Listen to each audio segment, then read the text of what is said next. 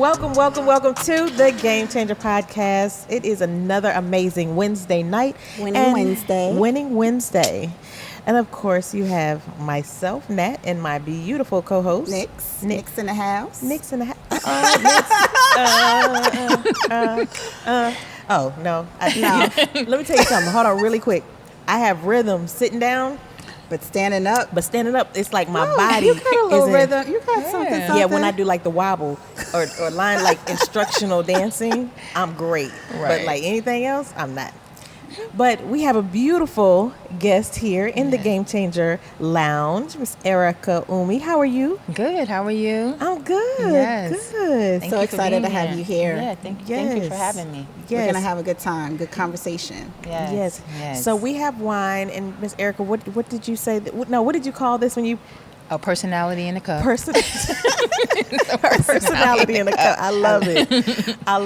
Yes. So that's what I'm gonna start calling mine. Personality. Mm-hmm. Personality. You know, when you need that little pick me up. Yes. I'm gonna tell my children. They're gonna be like, Mama, what you got in your cup? I'll be like, some personality. Okay. In my What you want me to get some? Right. Okay. Right. So thank you so much for coming. Yes. Thank you for having me.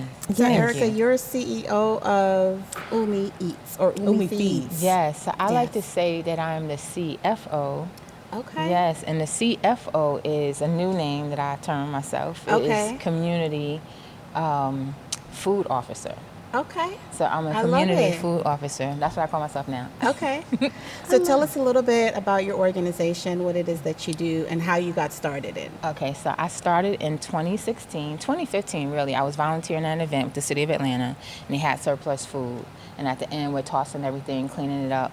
And I was just like, can't we just give this food to somebody? Like, why are we wasting the food? Mm-hmm. And so from there, they allowed me to. I had on one of their shirts, Right. And they told me to take the shirt off just in case, because we live in a litigious world. Oh yes, I was thinking that. Yeah, I was and so sure everyone's thinking. scared of the lawsuits and any financial liability, and so they told me to take off the shirt so that if anybody wanted to sue, that they wouldn't recognize, the company or whatever, the organization.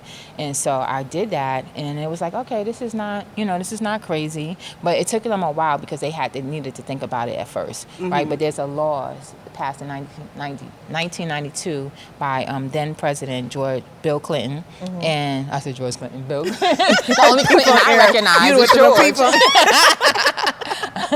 But Bill Clinton unofficial had, president, right. He had a law that was passed in '92. That's the Good Samaritan Food Donation Act. So it's a federal law. It protects organizations, restaurants, and so for donating, so they won't get sued if they give. But a lot of people don't know about it. Right. Yeah, a lot of people, and even some restaurants that's well established don't know about that law that protects them, so that they won't get sued if they donated food. So, and it's crazy you said that because you may not have known, I come from a restaurant background. So my father started our first restaurant in 1989. yes, And we retired our restaurant brand in 2016.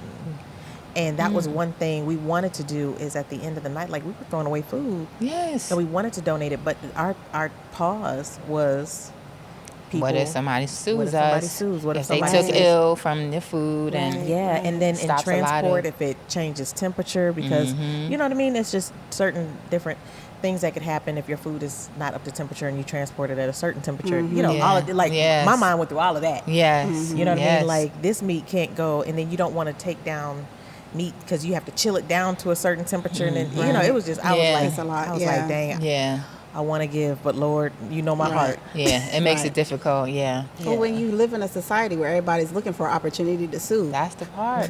It makes it difficult for organizations like mine to get food because they're not aware of that, and they're Right. scared when they even are aware. Because Paulina and I were just at a restaurant last week, Marcus Bar and Grill, and I was asking her about, I was like, what do you do with your food waste? And she said, we don't give it out because of the fear. And I was just like, oh man, because I'm sure he's well aware of that law, because he's a little more established and might, have a lot of different connections where he would know, but still afraid, nonetheless. So Yeah. So what got you down that path? I know you were talking about. So I have to first acknowledge my aunt, because through my aunt, I used to, when I was a teenager, growing up in New York City, I'm from New York, I'm a Queens girl, yes.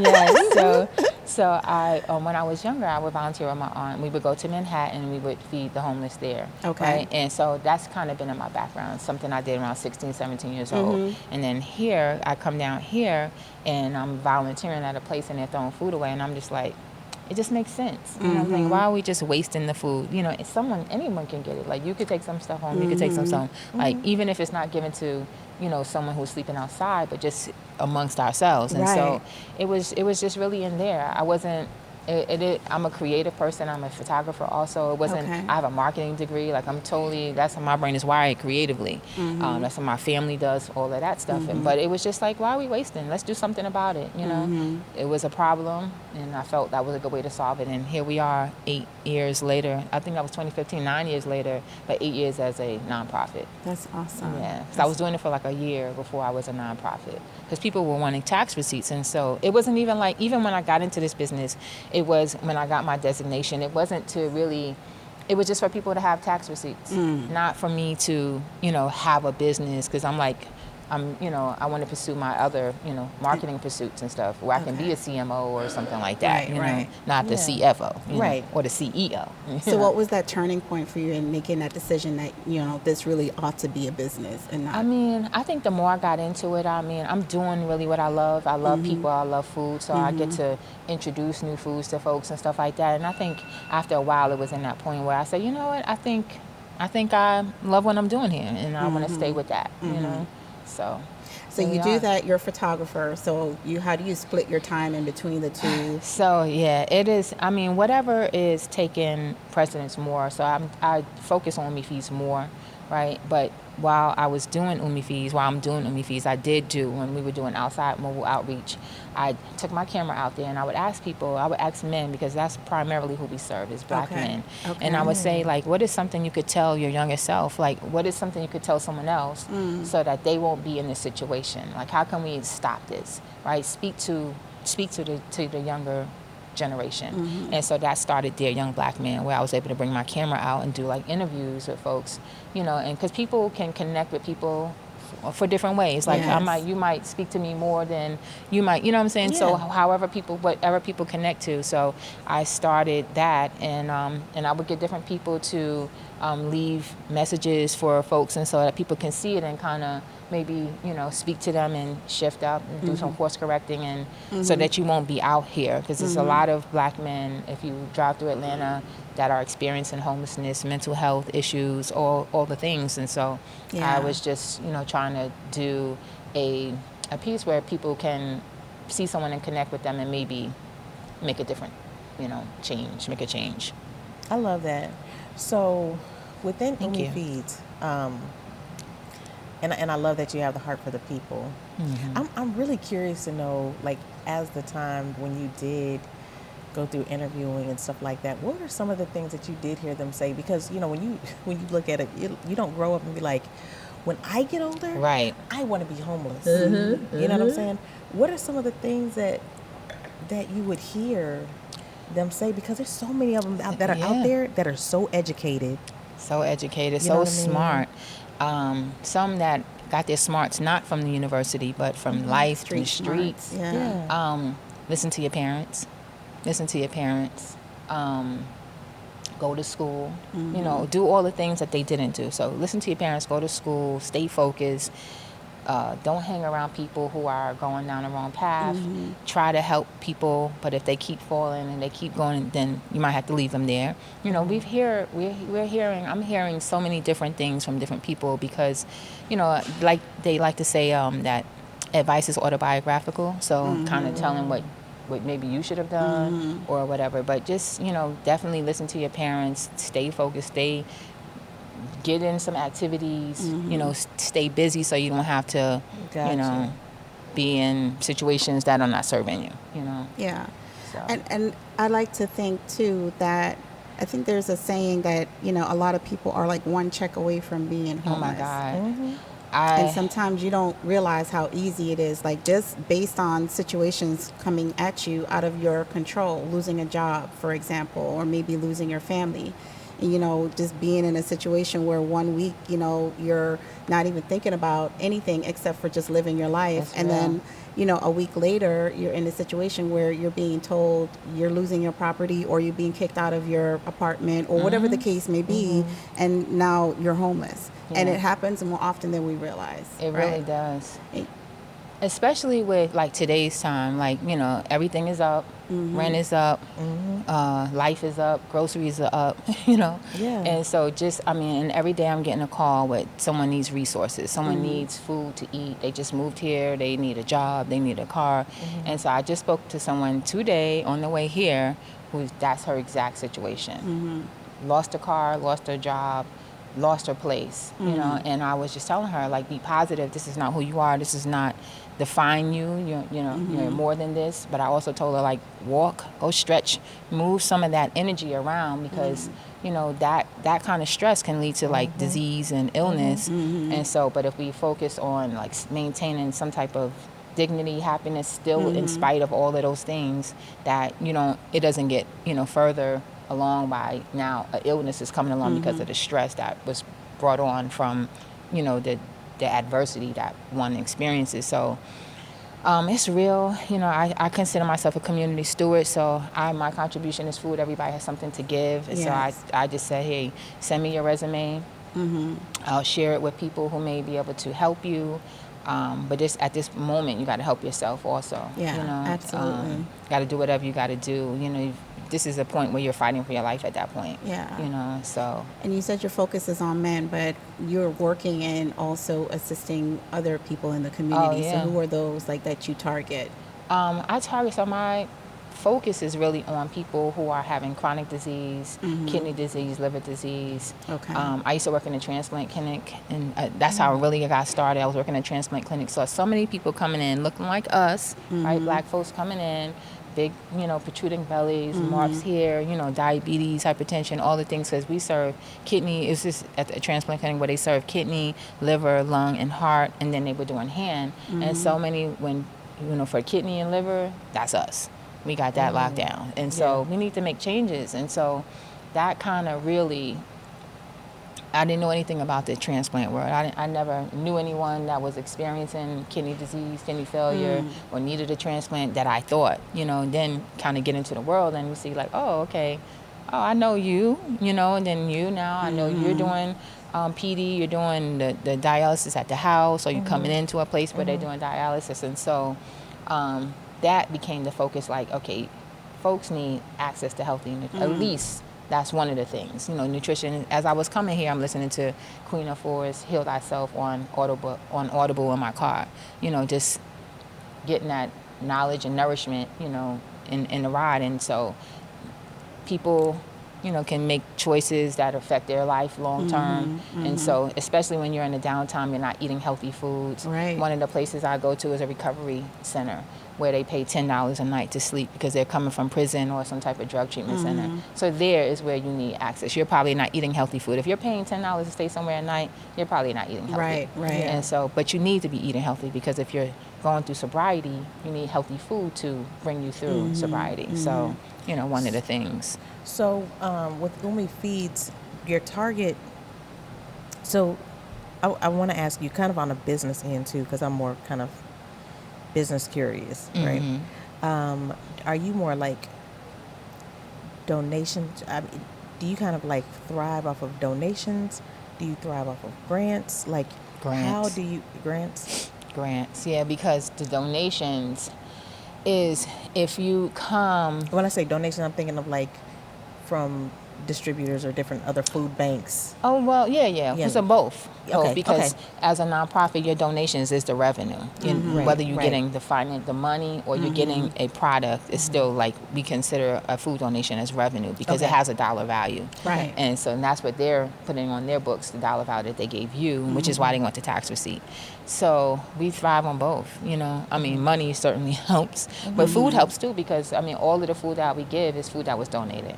Okay. So, initially, I used to cook my own food with the cash donations. But now that we moved over into food recovery, we're using the food that we receive to feed people. Okay. So, And then, so let me ask you, so how can,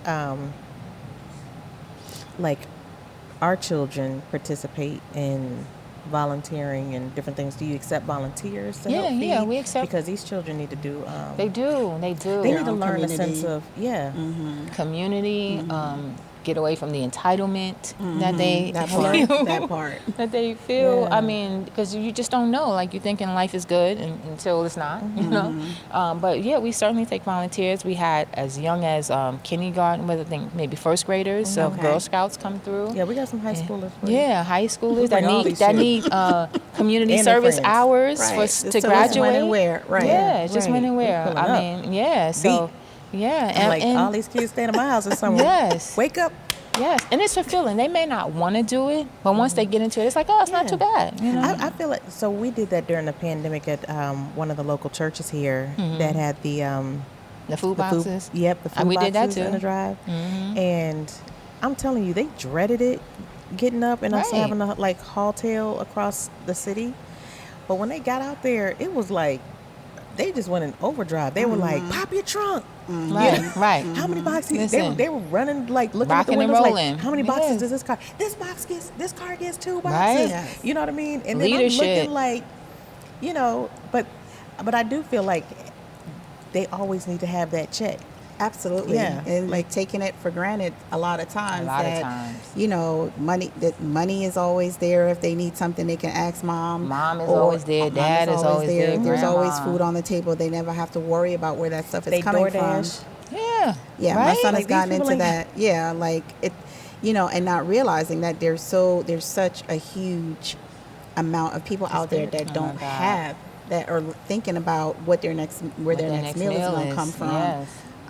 So absolutely, I think that's a great idea. So many kids eat their meals only at school. You know, like when they get home, there's nothing there. Let me tell you, when my children were in elementary school, and my daughter was in Girl Scouts, and so they were tasked to go make sandwiches for another shelter. So there was one particular shelter here in town that houses women and children, right? But then they still make dozens and hundreds of food bags for their for the ministry, like the street ministry. So Yep. these individuals that are already living in a shelter prepare food for those that are under the bridge. That's what Yeah. it is. And so when we got there, this was crazy. When we got there, my daughter was like, "I know him." Really? So somebody And you then- knew. She was like, "Wait a minute. I know like 4 or 5 of these kids. What? They lived in that shelter. Mm. They didn't even know, like, they didn't know that these kids lived in the shelter. They would see them every day at school. Mm-hmm.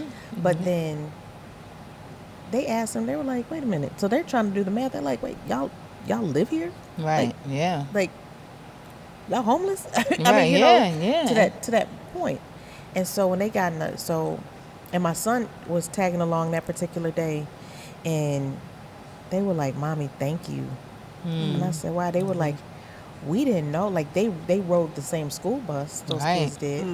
They were like, "We didn't know that's how they live, and that's how they." Yeah. And I said, "Let me tell y'all something. Some of these kids do, like, the only meal that they have Is at school. is when they come to school. That Yep. breakfast and lunch is when they come to that school. Yep. So I need you to understand that, you know, there's like it doesn't grow on trees. Money doesn't grow, like there's People there's are people are hurting. underpaid, you know, Yeah. underpaid and overworked, you know. So like life is life and still, and Yeah. rent is going up, mortgage is Right. going up, and Right. you know, if you cannot afford it, you know, it makes it very difficult. And think about the pandemic when kids were in college and they were homeless and they had the schools closing, and now you have to come home. But come home to where? Because you just got here. It probably took a lot to get here, and now where are you going to go? Right, right. So it's difficult. You got Title I schools. I have a friend. She has a nonprofit. It's called On My Mother's Shoulders, and she services college students who are experiencing homelessness and insecurities, financial insecurities. I have another friend who has it's called Best Fit. She has an app that helps college students find resources, you know, for people. So yeah, like there's a lot of folks out here, you know, doing the work and trying to help those so they don't have to feel the shame and of experiencing homelessness. You know, it's not their fault. Yeah. They were, you know. So how can like the community be of support? How can people support you that I'm not a, you know, like if they're saying, well, I'm not a corporation, you know, I don't own a restaurant. Like how can they support Umi Feeds? How can they support? I mean, awareness, you know. They can get out and volunteer. We accept volunteers. That's always great to come out. Donations. We accept donations, so that's helpful. I mean, also, one of the biggest proponents of food waste is us, consumers. We waste 40% of food is wasted before we even see it, right? So that's that. And then we're the biggest because we buy stuff, we intend on cooking it. I'm gonna have this thing. Girl, you should see my oh my God, you go in the pantry and you see all these things all that stuff are like you had outdated. not touched, or you have an event and you overcooked, and so people love to have leftovers. And I'm like, I am not one of those, because now that I deal with food waste, like we're, you know, maybe you make less because people say they're gonna come. They felt good when they RSVP'd, and then now it's day of, and they don't feel the same way. It's raining outside. I'm not coming out in the rain or whatever. You live too far, and so you know now you have the surplus food, and what are you gonna do? You know, so like cook, you know, cook a little less. Don't cook more. Don't overcook. Then now what you're going to do with this food? You didn't cook it. You've been eating it while you was cooking, so you're not hungry. You're not necessarily eating the plate. Say that again. Get your hand on my pocket. Yeah, you know, like we know the things, and so like those are ways like to be conscious of. If you're having an event and you know there may be some surplus, then call an organization, call me, call someone else who picks up food, and that way, you know, you have your situation already lined up that any surplus is going to go to this organization, and or do a fundraiser. I'm doing a walk right now, so I just turned 50 in May, and so so did I. Yeah, Welcome to the 50s club. Yes. When's your birthday? May 6th. May 19. Okay. Yep. And so I was like, I'm not 50s. I'm not 50s club. Like yet. I got like 10 years. Oh, good, Yeah, good. Enjoy this Divided time. by 2. These hot flashes are flashing. What? These flashes are flashing. That's a whole other conversation. Right, that's a whole different show. Phoenix with her Nick fans. Right. But yeah, I think you know, anyway, fundraise, like I said, I'm doing the walk, that's helpful. You know, sponsor me or walk yourself, or make eye contact with somebody. I always say, like, it's not really about me. Like, those are the ways that you can support me. But also, if you see someone in the street, like, acknowledge them. Like, as I was coming off the highway, I saw a young lady right at the exit with a sign. She's waving to everybody. So I just acknowledged her, because I don't have any money to give you or any food to give you at the moment. But I can at least see you. Cause, So don't, like, look away, like... Yeah. Don't look away. Don't lock your door. You know, real quick, because now that you're here, roll up your window. You know what? I have to say I'm guilty of that. Yeah, because so many people, like, you just don't know. So many people, but just think Mm-hmm. about it. If you go into a store and you're not acknowledged, what do you do? Yeah. Right? How do you feel? Yeah. You know, everybody wants to be seen. I mean, look at social media. You see everybody wants to be seen. So, like, at least we can see them, too. Like, I don't have to give you anything, but I can see your humanity. You know, and that's it. That doesn't cost anything. It's free. That's great. That's great advice. And you maintain your boundaries. Your window's locked. Your window's closed. Your door's locked, and that's your boundary. But I can still acknowledge you and say, okay, I see you, but that's it. You know, and that's enough. Sometimes, if you don't have anything else, that's enough. I see you is enough. You know. Yeah, and I think sometimes, like, because it's like you don't want to kind of. Like in my mind, it was like you don't want to be like, you know, like I see you and wave, and it's like they be like, right, or I'm in this air conditioning, you not. Like, you know what I mean? So it's kind of like, is it easier just to, dang, if I had something I could. Yeah, but. Or if it's just kind of like, just, so you're saying kind of like the courtesy of. Yeah, just the courtesy. It's just kind of like wave and. Yeah, hello. You know, even if you don't like wave, like, when we, you know, what's up? I say, you know, we all do it, right? And it's just the same thing. Just do it. Like, just be like, I see you, you know, hello, or whatever, just the eye contact. I'm going to work on that. I'm going to keep that in mind. There was a gentleman that I saw, me and my son were riding to Walmart, and there was a gentleman on the side of the road, and I promise you, I really feel like it bothered me so much. He had on 2 different shoes. But he was picking up trash off the corner. And in that, And in that moment, my first instinct was to roll down my window and ask him what size shoe did he wear, because we were going to Walmart. But then my hesitation came in is, if I insult him, will he snap back at me? You know what I mean? Right, Like, yeah. I didn't know what to do. But then while we were in Walmart, I was like, I wonder if I should buy a couple pairs of shoes and then just go back in that same direction. And if he's there, you know, like, just say, well, here's a couple pairs of shoes and keep it moving. But it bothered me for a couple days, and I guess it still bothers me to this day, because that you it came to my mind that I didn't do anything. But I saw his humanity. Because he's in his situation picking up trash off the corner, like, and I told my son, I said, you know what I love about seeing that man right there is not the situation he's in, is because of his situation, he still is keeping his corner clean. He's trying to do something. He's trying to help himself however he can. He's, you know, what I've learned is doing these routes, because we used to have a route that we go around the city late at night and picking, you know, giving people food right where they are. And you know, you got to help yourself in these situations. And sometimes you're not able to do anything, but you had the intention, you were thinking about it. It was consideration, which is something, you know. It's not like you didn't do anything, you thought about it and whatnot. And sometimes you're not always able to do it. You got to protect your safety with your child, and so you got to maintain, you know, that part too, right? Because the fear is real. Like, somebody can snap and can act. Because you don't know. I was like, is it offensive? It was, you know, because I want him to know my heart, but I didn't want him to. You just don't know. But he doesn't need to. It doesn't even matter if he knows your heart. Like, God knows your heart. That's what's more important. Absolutely. You know? Because you could be. And I'm saying it for him, because I don't want him to, you know. Okay, so I'm going to give you an example. There was a gentleman just recently here on Atlanta News, and there was an incident. Peachtree Center. Yes, I saw that. So he witnessed 4 people getting shot. Then turn around turned around that same day. Like, he's on the news now. He's expressed to the news, I'm bipolar. I'm off my medication for 2 weeks. Like, they really should have stopped right then. But Grady gonna give it to me. Right. They should have stopped right then and said, you know what, let us get you some help. But these, like, greedy reporters, they just kept on taking this information. So the man leaves there, gets on the MARTA bus or train, the Gwinnett County bus, and then gets into an altercation with another passenger. Another Good Samaritan steps in, pulls out his gun on the bus. This gentleman overtakes the gentleman, the Good Samaritan, shoots and kills him.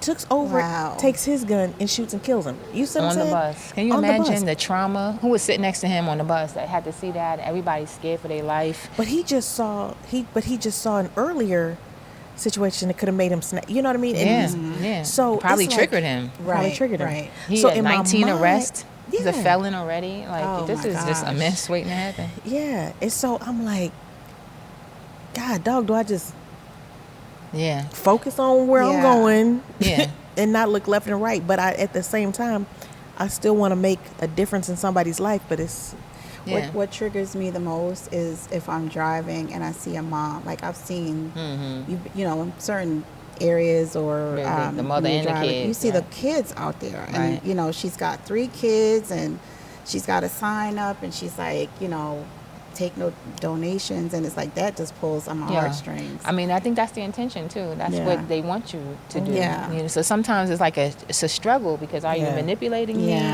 You know, because I see a woman, but because there's so many resources for women and children, so like you don't even have to do that but you know, a lot of times people don't know the resources that's available to them. So maybe she just doesn't know.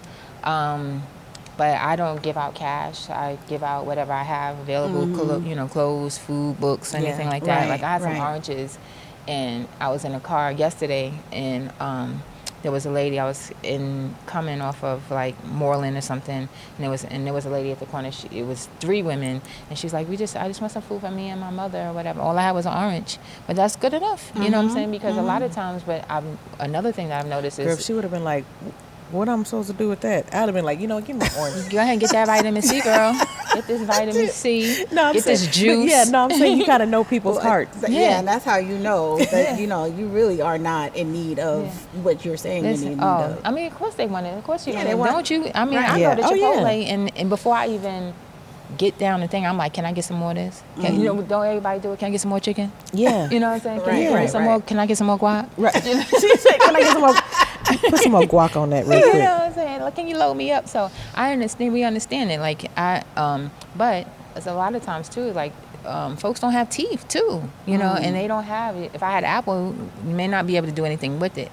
So what I've learned is that you got to give them stuff that's soft, like oranges, bananas, and stuff like that. So you know. I was okay with giving the orange. Yeah. That's all I had. I gave something. You Yeah, know? definitely. And it's helpful, you know. You know what I find really frustrating is that we live in a society where the United States is considered like one of the wealthiest countries in the world, and that we're still struggling with. That's the part. You know, hunger. It's just crazy And to homelessness. me. Especially And with all these homelessness. organizations that are here, and yet there's still so many people hungry with all of these organizations. I just met a lady yesterday. She has a food pantry too, and it's just like, well, all these pantries and all these people, why all this hunger? Why are we Right. still What's going on? Right. You know, people are not. Again, people are underpaid. You know, underemployed. You know, unemployed. You know, all the things, and that makes it difficult.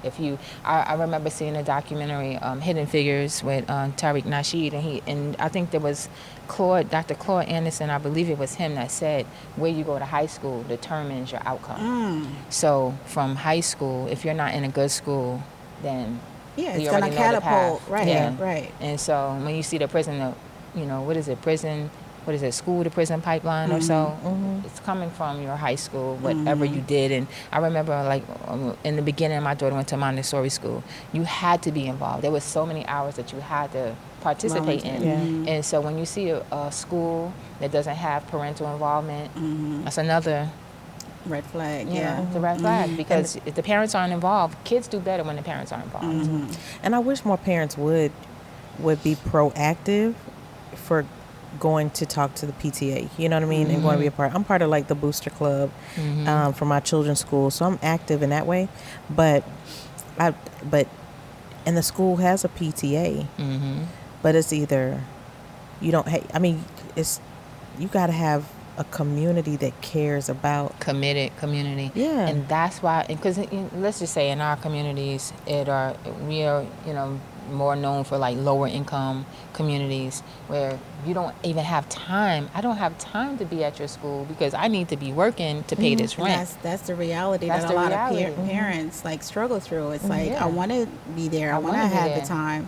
You know, my son participates in band, and you'd be surprised, like when I go to his events, how the benches are just like half filled, and it's because the parents just, you know, for whatever reason, they're just busy or they're not available. They don't have time. They cannot take a day off. They cannot be unpaid. You know, if it's an emergency, I can come, but if it's just for leisure, I need to be at work. And I feel like where a start could happen is future planning. Like when you know these things are coming, then communication can go a long way, especially with your job. And if you say, well, listen, my child has this activity, so is there a way, can I swap hours, can I move, Or can community. I shift? Yeah. Relying on others, Community. you know, having the conversation, like if you have a friend or if you have a sibling or whatever the case may be that you know would be available, you know, The reaching village. out to them. Yeah. Isn't Isn't that what it say outside? Yeah. The It takes a village. village. Like, Yeah. it takes a village. You And need they a should, village. because there's even for my children sing, and one of the most talented kids in their chorus, she just graduated this year.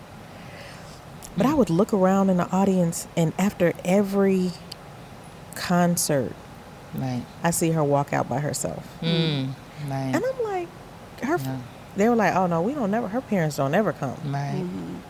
Now she's not brown, you know, she's the other, but so there's issues on both sides. Yeah. But I just felt bad for her, so I kind of have to tell her, like, I'll go just hug her. I'm like, girl, you killed that. Yeah. But these kids need that They need reinforcement, that, because that makes a difference for the trajectory of Mm-hmm. Are they going to be one of your customers? Right. Yeah. Or being able to be one of your donors? Right. Right. This is the truth, and sometimes the customers, the donors become the customers. Because I even had that one time. I had a guy who would come out there. He would be like the muscle for us. He was tall. He's commanding attention and respect, and the next thing, I didn't know. Then you realize sometimes you don't really know anything about people, right? Right. Because he'd been coming out there with us for a while, committed. He even allowed us to get food from his job, his food, his company donated. They were like ahead of the game because they were doing meal delivery,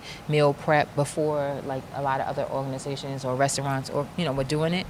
And then he, which I didn't know, was schizophrenic bipolar, and then he was in need. He was out there, the same place that we would go. He now is out there, and then we were serving, and he came out, and he didn't have any shoes on. And I'm like, and this guy is like 6'5", 6'6", wow. At least, somewhere in the 200 to 300 pound range, command and respect. But you don't even have your shoes. Somebody got you for your shoes, right? Dang, who we were using for muscle, and so like at any point, it could change, and you could be that same person. And so I'm always grateful and thankful for anything and everything that I have, because it could be another way. Right. Yeah. Right. And so I'll be fighting hard to not be in that situation, because it's not fun. It's lonely, and it's a bunch of things that you don't want, And so I can imagine that you really start being unwell in those places, But how fulfilling it must feel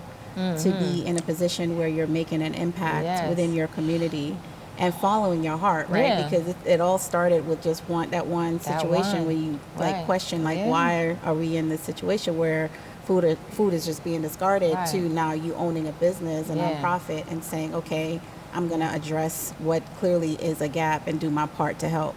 And so, that's amazing. And kudos to you for, putting yourself in that position and saying, I'm going to be part of the solution. Oh, right? Yeah. Well, that's kind of going to what I said earlier about being a community steward. So that's just, like we all have a job here.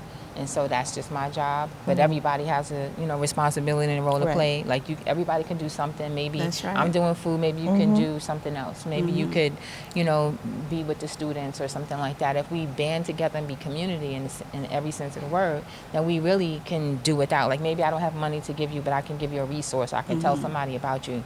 I can connect you with somebody who can help you. Like that's what it's, susus when you put the money together. So at the end, you get your windfall. You know what I'm saying? Everybody be doing all the things we be doing.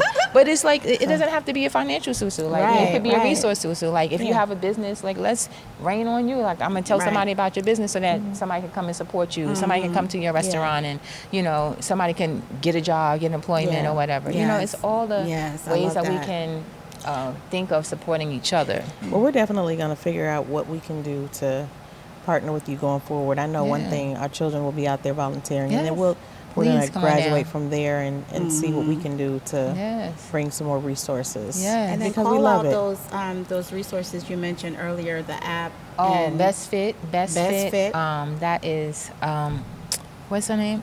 Asha Owens. She has Best Fit. That's a college resource for students in college who can find out. They can put in their information. It'll give a list of who can support them. Then there's On My Mother's Shoulders. That's a nonprofit by my friend Claudia Phillips. She provides hygiene products and essentials to kids in college. Who else do I know? And then your organization. Of course, my organization, right? We're giving food. And that's UMI. UMI. Umi means mother, nurturer, servant. So it's appropriate for what I'm doing. We give food to seniors. We give food to, we were working with a middle school, giving them food in their pantry. We were working with the unhoused. I'm doing a recovery center, so like anywhere where people are in need. I mean, and just really, honestly, everyday folks. It's not always this like, thing that we're thinking of. It's like it's people who are working. That's what I really discovered during the pandemic. It is the degreed folks who, or it's everybody. Because I mean, when I was looking at some of those forms, like intake forms, you would see like most people's high school, that's it, didn't go to high school, advanced degrees, multiple, women, are, a lot of the people who need So it's, it's unfortunately, I always kind of feel like we just got to create our own opportunities. Yeah. Like where if you can't get a job, like create something, because I was even having a challenge. I have a marketing degree. I'm just graduating. You're eager to look for employment, and then no one is calling you. And it's like you got to create your own thing. You cannot wait for anybody to give you opportunity. You got to make your own opportunity. And I remember I was going to like a SCORE mentor, and he was like, that's not why you should start. And I'm like, well, what other opportunities? Right. I got to make my own. I'm going to be in the same situation. Hello. You know what I'm saying? What Steve Harvey say? You can't help the poor if you wanted them. Yeah, you know what I'm saying? You got to save yourself. You can't wait for somebody to come in and save you. Yeah. So, and just have a community mind that no matter what you do, that, even you're at the family restaurant, you were serving the community, employing the community. Right. Just that kind of intention, So even if you didn't get the guy the shoes, you were thinking about it, and your heart was there. Your son saw that. You knew it. Yeah. So that's enough. I'm riding back over there today. Was it recently? This was like last week. Oh, it was recent. But he was cleaning up that corner like he's like familiar with the area. Right. Yeah. And it's not far from here. But I'm taking gonna go back ownership. over there. He's taking ownership of his community. That's what we want. You know? Absolutely. However you got to do it. So we're at that hour where we want to do a shift and introduce you to Pursuitopoly. All right, let's see. And this is where our game that's laid out for all of the different aspects of your life. So for a woman that's building an empire, these are different things between family values to business, investing, all of that good stuff, faith, and all that type of good stuff. So our last guest ended on life surprises. So we want to move you. You're the cappuccino. So let's move you up to life surprises. Okay. And then give you opportunity to roll the dice. And wherever you land, we're going to talk about it for a minute or two. Okay. And some things that we're going to. Well, I'll ask you the question when we get there. Let's see what we get. Big money, big money. Yes. All right, 5. 1, 2, 3, 4, 5. Awesome. Okay, so Empower Network. Okay. So, and it's Empower Her. Empower Network. Love this. So what are some things that you can think of as far as empowerment to women, either growing their network, growing their community, some things that women can do to empower themselves or their community? Definitely grow your network. Grow your mind. Read a book. I'm listening to Heal Thyself. I have Audible. I would say, because you got to know what to even if you expand your network and you're around the people, but you don't even know what to say. So kind of get some knowledge firsthand, so that way you can have informed conversations and it can kind of get to the point and you're not wasting anyone's time and stuff like that. So I would always say read. Go to YouTube University, do whatever you can to do on your own, so you're informed when you go to these people, when you are in the room. Work till you don't have to introduce yourself anymore, so that's helpful, so that people can know you. Awesome. You may know them, but now they know you because of the work that you do. Stand out. Mind your business. Mind your business. Mind your business. Say it louder for the people in the back. Mind your business. Right? Yes. Mind your business. And drink your water, like they say, mind your business, drink your water. But really be personable. Make eye contact, be friendly, be open, and no expectations, because can't go in there expecting someone to help you. But if you show that you have some things that someone else might be interested in, then maybe they want to mess with you and continue the conversation somewhere else. Right. That, at least that's good. But don't go in there like thinking someone owes you anything. No one owes you anything. Get it for yourself. Get it how you live. Work hard, and so that they see the consistency, and then they want to get behind you and support you. Awesome. That's awesome. I love There it. was so many nuggets. Yes, that was really good. Thank you. Phoenix, you ready to roll? Yes, let's see. Let's see what you get. 9. Okay. 1, 2, 3, 4, 5, 6, 7, 8, 9. Innovation Avenue. So this is probably what can I look to innovate? Okay. Expand, build, grow, invent So this ideas.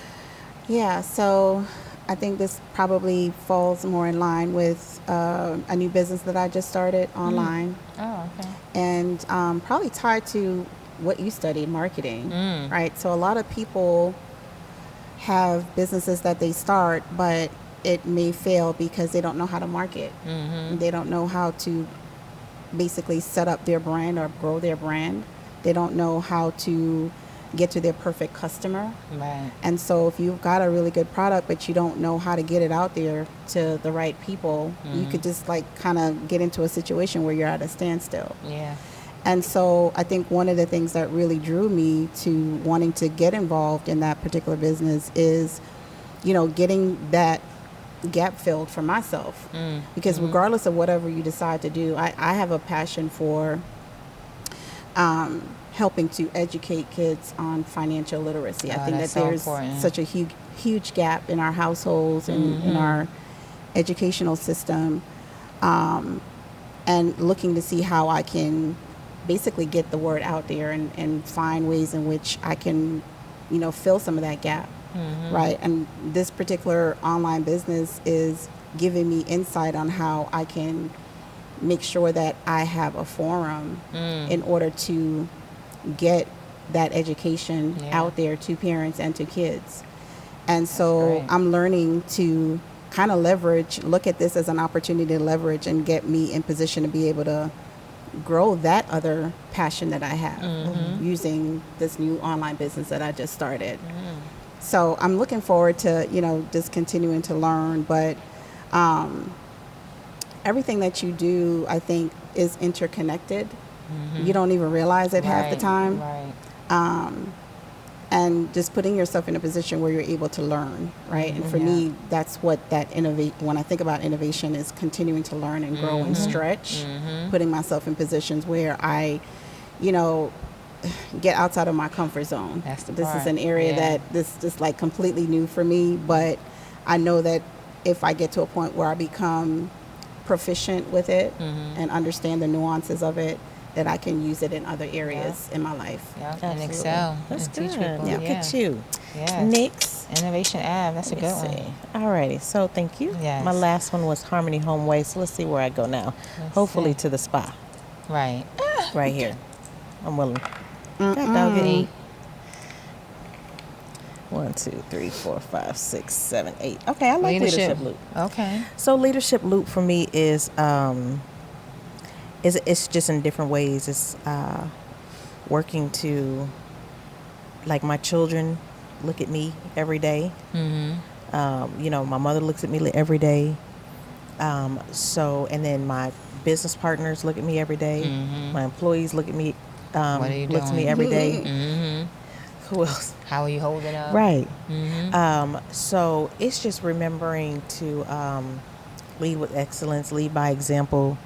But then my other thing is I continue to invest in myself for personal development, to become a better leader, to become a better friend, you know, to become a better parent. So it's not only just where I believe I am in this space right here of my life, but it's remembering that there's new levels to it, and making sure that I continue to advance in those levels of leadership. Yeah, I love that. Yay! Yeah, that's good. So that's good. Yes. Okay, so we're about to get up out of here, but every time we leave, which I love, is kind of we do our one for the journey. And one for the future. Okay. So Nix is going to give kind of like our one for the journey. Yeah. And then I'm going to gift you my one for the future. And it would kind of be based on kind of that Empower Network is advice for someone for their future selves. But Nix, go ahead. Yeah, so I'm going to tie it to what I landed on, Innovation Avenue, and challenge the audience, our women out there, and our men that's, you know, watching on the sidelines. Yeah, we do. To get out of your comfort zone and find something that inspires you, that you feel like you can get value from, but also provide value to others, and put yourself in a position where you can stretch. And whether that's with technology or not, just always put yourself in a position where you're learning. Mm-hmm. I love it. I agree. And what would be your one for the future? Where's my one for the future? That my nugget that I would give someone to help them in their future. Mm-hmm. So what comes to mind? I mean, if I just say what comes to mind is no one's coming to save you. No one's coming to save you. You gotta do it for yourself. You cannot wait. You gotta tap in. You gotta tap in. You gotta do it for yourself and do it for the right reasons. That's important. Yeah, do it for the right reasons. Because a lot of times people thinking, it's about the applause, and sometimes the applause don't come, and you're still doing the work. And if you're waiting for that, then you're gonna get discouraged and quit. But if you're doing it for the right reason and you stay focused and know that no one is coming to save you, because a lot of times in business, what you may notice is that your family is not supporting you, not going to be the support. Hello. Your friends are not going to be the support. So if you're doing it for the right reason, then you're going to continue. Yes. But if you're doing it because you want the applause and you want the attention and you want all those things, then you're going to sink fast. Yeah. So if you know that no one is coming to save you, that this is something you have to do on your own, builds character to me. It makes you stronger. It makes you really get out there and fight for what it is that you want, or what you say that you want. Yeah. What you're showing that you want. So I love that. Yeah. That's good. Yeah. Before we leave, I want to tell you, what you said just brought something to mind that one of my business coaches just said the other day. He said, if you're doing it for the fame, you're doing it for the wrong reasons, right? Mm-hmm. And he said, you got to be doing it for what God put you on this earth to do it for. Yeah, that's your Anything purpose. else, do it for your purpose. Do it for what he put you on this earth for. If fame comes because of it, okay. Right. But the fulfillment, it's the fulfillment That's that you should be pushing for, striving for. The satisfaction in your soul. Yeah, that you've seen it done. So I'm glad that you, that you touched on that. Yeah. So thank you so much. Good. So how can our listeners follow you, find you? If you can kind of just drop your social media channels and your website, so that they can circle back to you. Yeah, so umifeeds.org. You can check out Umi Feeds on LinkedIn, Instagram, Facebook. It's there. You can come check me out. You can volunteer with me at we have Whitehall Terrace Community Garden. You can come volunteer there. We are looking to partner with another organization to be able to serve food. So we're having some conversations with another organization. So maybe we'll start dinner service there. But yeah, you can check me out online. I'm there, Umi Feeds, #Umi Feeds, on all social media platforms. I love it. Yes. Well, thank you so much. So we're about to get up out of here. So ladies and gentlemen. Right. Ear hustling. Thank you so much for another Wednesday night. We appreciate you. We love you. We thank you. And you can find us at GameChangher Podcast on Instagram and Facebook and YouTube and everywhere. But GameChangher Pod on TikTok. That's right. Yes. And GameChangerPodcast.com for merch and other goodies and stuff like that. So thank you all so much. Have a good night, and we'll see you next Wednesday. Bye, y'all.